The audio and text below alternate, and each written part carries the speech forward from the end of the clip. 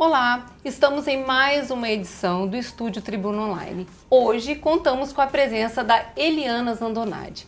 Ela que sempre teve os números, né, na sua vida, na sua rotina, descobriu o grande universo que é o da contação de história. Eliana, muito obrigada pela sua participação, por ter aceito o nosso convite. Vamos conversar um pouquinho sobre esse universo, né? Primeiro eu quero saber da sua história. Você que é doutora em estatística, não é isso? Professora da Universidade Federal do Espírito Santo e de repente se vê assim envolvida no universo tão diferente, tão nada exato, digamos assim, das palavras. Me conta, Eliana. Então, eu brinco que eu abandonei os números para contar histórias, né? Abraçar as palavras. Então, meu filho hoje tem 13 anos e desde pequeno, então há 13 anos eu estou envolvida com isso. Ele começou a querer histórias toda noite e eu comecei a contar histórias para ele. Então, à noite eu pegava o livro, então, vamos, por exemplo, pegar um livro que eu ia lendo para ele. E aí ele ia lendo também as ilustrações, né? Então, era esse exercício que a gente fazia. E a partir de um momento eu me vi contadora de histórias e fiz um curso de formação e me ofereci para contar histórias na escola dele, que era, na época, a Escola da Ilha. E a partir daí eu conto histórias. E você, assim, inclusive, não só conta histórias, como tem 6 livros já publicados, né? Eu gostaria de saber de você o seguinte, qual é a diferença entre ler uma história e contar realmente uma história? Há uma diferença? Há uma diferença, Qual porque são duas linguagens. Uma é a linguagem da escrita, a outra é a linguagem oral.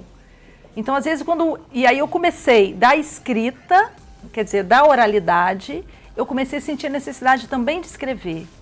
A escrita é um ato solitário, né? E a leitura, muitas vezes, é um ato solitário. E ele pode ser solidário quando você conta a história lendo para alguém. E aí você fica preso às palavras que já foram pensadas, né, na leitura. E na oralidade, na contação, aí você viaja, porque a situação te inspira, o leitor, o olhar do leitor te inspira. E aí a gente fica mais solto para criar também na hora de contar. E o mais incrível de todo esse resgate da leitura, o incentivo a ela, porque hoje a gente vive numa era tecnológica. Hoje as informações são muito rápidas, voláteis e as coisas vêm e vão muito rapidamente. E acaba criando também um universo solitário, foi o que você disse, né? E assim, de que forma a leitura, a contação de história aproxima os pais dos filhos, por exemplo? Porque é um momento de estarem juntos, de dar uma pausa na correria do dia a dia para ficar, vem cá meu filho, vamos viajar juntos. E aí eu vejo a importância do olhar, porque hoje a gente está sempre com o olhar virado para as telas, ou de computador, ou de celular principalmente, ou da televisão. E a criança meio que ela puxa o seu rosto, ela quer que você olhe para ela. Então, quando você, à noite ou à tarde, você chama o seu filho e os dois vão juntos olhar o livro e você também olha para seu filho, isso é muito importante, é muito especial, porque aí tem uma conexão muito forte. O olhar é uma conexão muito forte. Entendi. E assim, e é uma forma que a tecnologia, como a gente conversou, traz muitos benefícios. No entanto, um livro, uma leitura, um bate-papo, desperta aquele universo lúdico, né? Isso. E a imaginação. E a imaginação. Porque a tela, ela traz tudo. O cinema traz a imagem, né?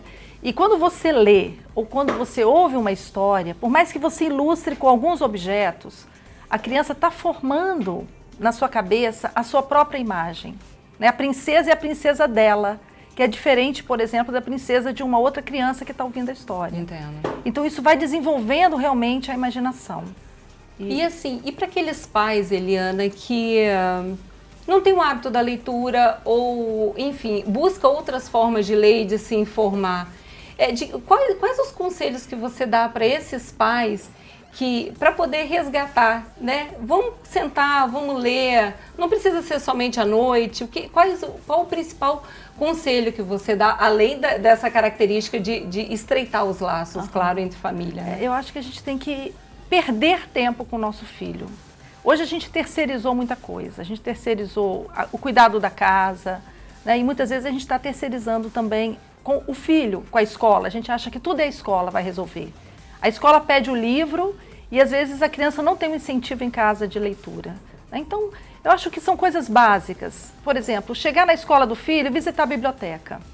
Né? Muitas escolas estimulam a criança a lerem semanalmente um livro. Às vezes o livro vai na mochila e volta na mochila, porque não teve esse interesse, essa participação volta familiar. Da mesma forma, sem ao menos ter sido aberto. Então, às vezes, não é nem comprar o livro. Às vezes o livro já está na mochila da criança, que a escola tem feito esse estímulo. Entendo. Né? Ou visitar livrarias. A gente tem os projetos literários, os projetos de contação de história das bibliotecas municipais aqui do estado. Um projeto que eu faço parte, que é o Viagem pela Literatura. E a gente está em praças, a gente está nas escolas, na própria biblioteca. Né? E são programas gratuitos que às vezes a gente não participa. Né? Assim como, assim, vamos dizer assim, trazer para o nosso dia a dia muito do universo da criança sem muito roteiro. Qualquer hora é hora de contar, qualquer hora é hora de conversar. É uma questão de oportunidade que você deve oferecer realmente para as crianças. Se abrir para isso, né? Se abrir para isso. Porque a criança hoje, ela está buscando o seu olhar. Acho que o pai que está em casa, ele vai perceber isso. A criança, ela puxa o olhar do pai. Né? E antigamente eu lembro que às vezes eu lendo o jornal, meu filho queria uma interação. Agora, com o celular ou com o computador, realmente a gente não consegue desligar. A gente dá aquele e ele está passando. Qual a principal diferença que você vê entre uma criança que é acostumada a ouvir histórias, a contar histórias, a criar, a fazer peça, enfim, e daquelas que não é estimulada para esse tipo de dinâmica, digamos assim?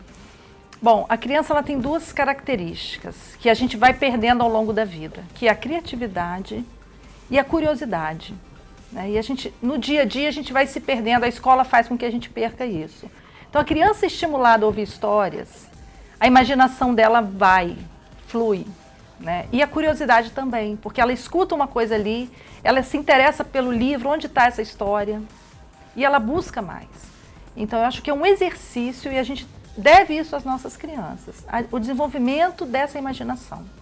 Então as crianças que é perceptível, que as crianças que não são estimuladas a ouvir, a contar histórias, realmente tem uma diferença, vamos dizer um atraso, não sei se seria a melhor forma de se dizer, mas assim, com relação às outras, em termos de criatividade, de desenvolvimento mesmo. De imaginação. Por exemplo, vou dar um exemplo com a minha luneta mágica. Tá? Então eu trouxe a minha luneta mágica e ela tem um poder. Você imagina alguém, o seu filho, seu marido, sua mãe, em qualquer momento, e você vai olhar para essa luneta e você vai ver o que ele está fazendo neste momento. Então vamos lá, vou fazer o exercício, depois Débora vai fazer. Então eu vou pensar no meu filho agora, Débora, olha. Estou pensando aqui no meu filho, nossa lá, ó, ele está realmente no treino de futebol fazendo um gol. Acabou de fazer um gol, é lindo, maravilhoso. E você agora vai ter o poder, vai ter a oportunidade de olhar essa luneta mágica, pensar em alguém e ver o que essa pessoa... Eu acho que eu tô... Bom, filho é o que eu mais tenho, né, gente? Mas eu acho que as minhas filhas estão fazendo prova de matemática. Coitadinhas. E vê lá como é que tá. Ó, estão arrasando. Dominando os números assim como você. Então, muito esse legal. exercício eu faço com as crianças, quando eu vou na escola. Muito legal. E aí você vê onde elas vão com isso aqui. Né? Agora, tem criança que tem dificuldade. Entendi. E aí uma estimula a outra. Então, entrar nesse mundo do Era Uma Vez, de o que você pode com a sua imaginação. E aí eu acho que a história, ela ajuda muito a fazer isso. E assim, aproveitando o gancho da sua luneta, você usa o material concreto também como apoio, né? Objetos. Como os objetos para essa construção dessa história. Então, assim, a gente não é necessário, nem sempre eu utilizo, mas em algumas histórias, por exemplo, se eu vou contar uma história árabe, eu levo a minha lâmpada de Aladim. E aí eu deixo que cada um possa fazer o seu pedido. Então isso encanta. Isso é um objeto que entra na história e a partir dali depois eu conto a história. Entendo. Né? Entre os personagens dos seus livros é o Tunico. Eu trouxe o Tunico. O Tunico. O Tunico, ele atravessa o portão e vai descobrir o mundo. E eu achei muito legal que a Eliana coloca o seguinte, a dedicatória. Aos meus pais que, com sabedoria, deixaram o portão aberto para as idas e vindas. É isso que a leitura traz? É isso. Ou você até se emociona, né? Eu fiquei emocionada, porque realmente é isso. Assim, a família tem esse papel, né? De deixar o portão aberto em algum momento, para você voar, para você se especializar, para você estudar, conhecer o mundo. Foi isso que o Tonico fez, né? O portão ficou aberto, ele escapou. Mas ele volta, a gente sempre volta a casa. Isso é muito né? legal. Eliana, hoje a gente vê duas importantes e grandes livrarias no Brasil com sérios problemas, né? Eu gostaria de saber, assim, para você, os livros estão com os dias contados ou sempre haverá espaço para eles? Na minha opinião, sempre haverá espaço para eles. Está acontecendo um fenômeno aqui em Vitória, que até saiu recentemente uma reportagem do professor Francisco Aurélio, que a Academia Espírito Santense de Letras, os autores estão saindo lá da sua academia, estão indo para as escolas, mostrar o seu livro para as crianças. Eu, como escritora, eu tenho 6 livros, eu tenho feito esse trabalho também, de visitar as escolas, contar as histórias dos meus livros, as crianças me conhecerem. Então a gente tem feito um movimento dos próprios autores hoje, que em algum tempo atrás a livraria se encarregava disso, hoje a gente está voltando ao leitor, se aproximando do leitor. Então acho que esse é um movimento que está acontecendo. Infelizmente a gente sente que aquela livraria que a gente passava um sábado com as crianças curtindo, talvez esse modelo esteja diminuindo, né? Mas eu acredito que o livro nunca vai morrer, porque é um objeto muito encantador. E se a gente apresenta esse objeto como um presente para a criança, né, e mostrando toda a potencialidade dele, eu acho que ele nunca vai morrer. Então, essa Eliana, é a mensagem, muito né? obrigada pela nossa conversa, foi maravilhosa. O nosso mundo de faz de conta é muito legal, isso nos isola, nos tira um pouco de uma realidade corrida, de uma falta, de repente, de afeto, um pouco de carinho, um colo, não é isso? E os livros, a gente vira criança também, né, Eliana? Muito obrigada pela sua participação, seja sempre muito bem-vinda ao nosso estúdio, viu? Obrigada. As portas estarão sempre abertas para você, para os seus personagens, para a sua leitura e para as nossas crianças, não é isso? Gostaria de deixar algum recadinho para os nossos pais? Queria agradecer imensamente essa oportunidade de falar desse universo das histórias, né? E convidar os pais a não perder essa oportunidade de ler histórias, partilhar histórias com seus filhos, porque é muito bom. Essa foi mais uma edição do nosso Estúdio Tribuna Online e convido a todos vocês a participar do nosso próximo encontro. Muito obrigada pela audiência.